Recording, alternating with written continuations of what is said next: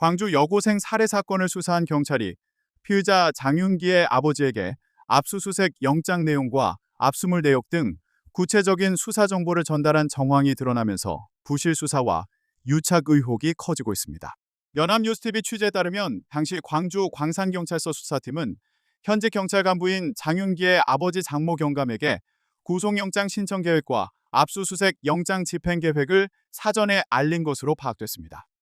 또 압수수색 과정에서 확보한 휴대전화 공기계 등 압수물 내역과 여성 청소년 범죄 수사팀이 압수수색 영장을 발부받아 집행했다는 사실, 영장 기재 내용까지 전달한 것으로 전해졌습니다. 경찰은 장윤기가 범행을 인정했다는 취지의 조사 상황도 공유한 것으로 알려졌습니다.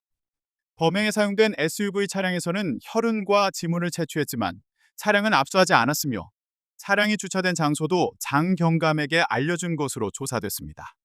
이후 경찰은 장윤기의 자취방 주소와 비밀번호도 전달했고 장 경감은 원룸에 들어가 검찰이 성범죄 목적 입증의 핵심 증거로 판단한 리얼돌과 휴대전화 등을 폐기한 것으로 알려졌습니다. 장 경감은 검찰 조사에서 아들이 성범죄자로 알려지는 것만은 막고 싶었다는 취지로 진술한 것으로 전해졌습니다. 특히 여성 청소년 범죄 수사팀이 압수수색을 진행했다는 사실이 전달되면서 성범죄 혐의 적용 가능성을 미리 짐작할 수 있도록 한 것 아니냐는 지적도 제기되고 있습니다.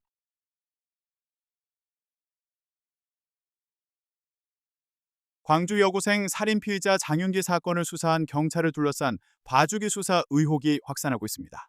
TV조선의 보도에 따르면 수사팀은 현직 경찰 간부인 장윤기의 아버지와 수십 차례 통화하며 수사 진행 상황을 공유한 것으로 알려졌습니다. 이 과정에서 구속영장 신청 예정 등 수사 내용도 전달된 것으로 전해졌습니다. 또 일부 수사관은 장윤기의 아버지에게 존댓말을 사용하며 통화한 것으로 파악됐습니다.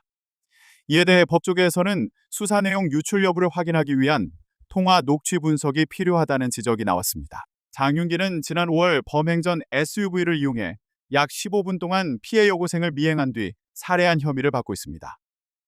논란은 증거물 관리 과정에서도 불거졌습니다. 경찰은 장윤기를 체포한 다음 날 범행에 사용된 SUV를 부친에게 반환한 것으로 확인됐습니다. 해당 차량에는 피해자의 혈흔이 남아 있었던 것으로 알려졌습니다. 경찰은 장윤기를 강간 등 살인이 아닌 일반 살인 혐의로 검찰에 송치해 봐주기 수사 의혹도 받고 있습니다. 강간 등 살인의 법정형은 무기징역 이상인 반면 일반 살인죄의 법정형은 징역 5년 이상입니다. 경찰 관계자는 변호인이 필요한 사건이어서 가족에게 관련 내용을 통보한 것이라고 해명했습니다. 한편 대한민국 경찰청은 해당 사건을 수사한 광주 광산경찰서에 대해 감찰을 진행 중이며 법 위반 정황이 확인될 경우 강제수사 전환도 검토하고 있습니다. 성폭행을 목적으로 납치를 시도하다가 일면식 없는 여고생을 살해한 혐의로 기소된 장윤기가 범행 후 미용실에서 이발한 이유에 대해 전문가가 신상 공개를 의식했을 가능성을 제기했습니다. 지난 4일 방송된 SBS 그것이 알고 싶다에서는 장윤기 사건을 집중 조명했습니다. 장윤기는 지난 5월 5일 광주 광산구 월계동의 한 보행로에서 귀가하던 여학생을 미행한 뒤 납치를 시도했고 피해자가 저항하자 흉기로 살해한 혐의로 재판에 넘겨졌습니다. 조사 결과 장윤기는 범행 이틀 전 아르바이트 동료인 20대 외국인 여성을 성폭행하고 약 13시간 동안 감금한 것으로 드러났습니다. 이후 성범죄 사실이 주변에 알려지자 해당 여성을 살해하기로 마음먹고 거리를 배회하다 우연히 마주친 여학생을 범행 대상으로 삼은 것으로 조사됐습니다. 장윤기는 범행이 우발적이었다고 주장했지만 검찰은 피해자를 차량으로 끌고 가려 한 정황과 이전 성폭행 수법 등을 근거로 강간 목적 살인 혐의를 적용했습니다. 박지선 교수는 처음 보는 사람에게 과잉 공격이 나타난 것은 원래 표적을 찾지 못해 다른 사람에게 공격성이 전이된 전형적인 전이된 공격성 사례라고 분석했습니다.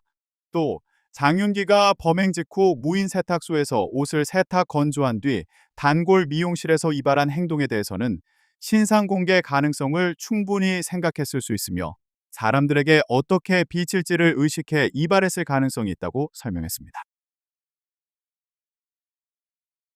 여고생 살해범 장윤기가 자신의 SUV 차량 뒷문을 열어놓은 채 범행한 사실이 재판 과정에서 드러날 것으로 보입니다.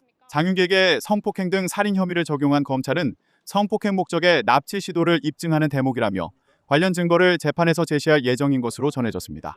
지난 5월 5일 사건 당시 으슥한 공간에 차량을 주차한 장윤기는 조수석 뒷문을 활짝 열어놓고 피해 여학생을 등 뒤에서 목을 감아 제압한 것으로 드러났습니다. 심야 시간대에 발생한 사건이라서 화질이 선명하지는 않지만 검찰은 해쇄회로 TV 영상을 통해 이러한 장면을 포착한 것으로 전해졌습니다. 또 범행 후 도망칠 때 장윤기가 조수석 뒷문을 닫으면서 사체 외부에 남긴 피해자 혈흔도 관련 증거물로 채택했습니다. 검찰은 장윤기의 진짜 범행 목적이 납치와 성폭행이었음을 입증할 자료라며 CCTV 영상 등을 재판 증거로 추가 신청할 방침입니다.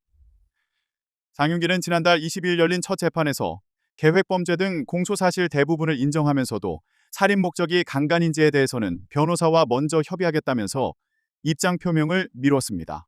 검경 수사 과정에서는 줄곧 자살을 결심하고 누군가를 데리고 가려 했다며 우발적 범행임을 주장했습니다.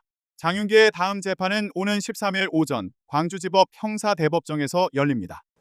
여고생 살해범 장윤기의 범행 목적 분석에 활용됐던 개인 물품들이 수사 초기 압수수색 후 가족에 의해 폐기됐던 것으로 확인됐습니다.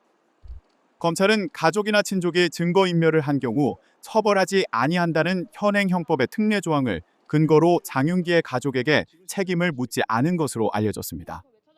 일일 연합뉴스 취재를 종합하면 사건 발생일로부터 사흘이 경과한 지난 5월 8일 장윤기가 홀로 거주한 광주 광산구 모처의 원룸 내부를 현직 경찰관인 장윤기의 아버지가 정리했습니다.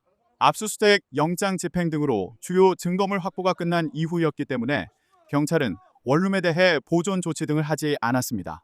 이에 장윤기의 아버지는 아들 자취방인 원룸에 있던 물건을 모두 치웠으며 그 과정에서 가슴, 목 부위가 집중적으로 훼손된 성인용품 리얼돌도 여러 조각으로 해체 폐기했습니다. 경찰은 리얼돌에서 채취한 장윤기의 유전자 정보 DNA와 감식 보고서, 훼손 상태를 촬영한 동영상 등을 확보했기 때문에 부피가 큰 실물까지 증거물로 수거할 가치는 없다고 판단했고 리얼돌을 원룸에 그대로 둔 것으로 알려졌습니다. 하지만 사건을 넘겨받은 검찰은 비정상적으로 훼손된 리얼돌 등을 주요 근거로 일반 살인죄보다 무겁게 처벌하는 강간살인죄를 장윤기에게 적용해 재판에 넘겼습니다. 실물 리얼돌은 이미 폐기됐으므로 재판에는 경찰이 촬영한 영상 등 자료만 증거로 제출됐습니다. 또 장윤기의 아버지는 아들이 중고등학교 재학 시절에 사용했던 구형 일반 휴대전화, 피처폰 여러 대도 소각해 없앤 것으로 전해졌습니다. 장윤기의 부모는 아들이 구속된 후 전남 모처의 농촌 마을에 임시 거처를 마련했고 이곳에서 다른 폐기물과 함께 휴대전화를 불태운 것으로 알려졌으며 이는 검찰의 추가 압수수색 과정에서 밝혀졌습니다. 검찰은 친족은 증거인멸죄로 처벌할 수 없다는 특례를 고려해 장윤기의 부모를 형사 입건하지는 않았습니다. 경찰 중간 간부급인 장윤기의 아버지는 이번 사건 이후 휴직 중입니다. 검찰은 장윤기의 범행의 납치 및 성폭행 목적이 있었다고도 판단했는데 범행 도구인 스포츠 유틸리티 차량 SUV은 초기 수사 단계에서 가족에게 인계됐습니다. SUV 내부에는 차량용 블랙박스에 메모리 카드가 숨겨져 있었고 검찰은 보안 수사 과정에서 장윤기의 범행 전 행적이 기록된 메모리 카드를 압수하기도 했습니다. 정성호 법무부 장관은 이날 페이스북을 통해 경찰 수사에서 압수되지 않았던 증거들의 존재 사실을 검찰 보안 수사 단계에서 확인해 장윤기의 성범죄 의도를 밝혀냈다고 강조했습니다. 정 장관은 또 현재 경찰관인 아버지가 중요 증거를 인멸했음에도 곧바로 처벌하기가 어려운 현실이라며 친족 특례 역시 개선돼야 할 부분은 없는지 검토해볼 필요가 있다고 지적했습니다.